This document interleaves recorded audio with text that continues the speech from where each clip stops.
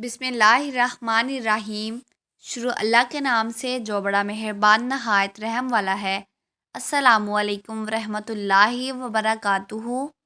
کیا اللہ تعالیٰ صرف 15 شعبان کی رات پہلے آسمان پر نزول فرماتا ہے؟ اور کیا ہمیں صرف اس رات عبادت کرنی چاہیے؟ کسی بھی حدیث سے یہ بات ثابت نہیں ہے کہ اللہ تعالیٰ صرف 15 شعبان کی رات دنیا کے آسمان پر نزول فرماتا ہے، بلکہ اللہ تعالیٰ ہر رات دنیا کے آسمان پر نزول فرماتا ہے۔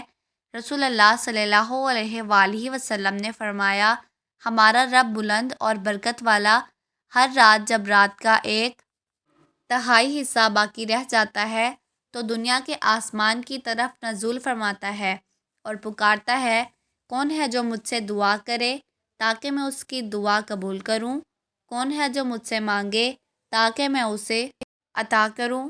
کون ہے جو مجھ سے بخشش طلب کرے تاکہ میں اسے معاف کر دوں؟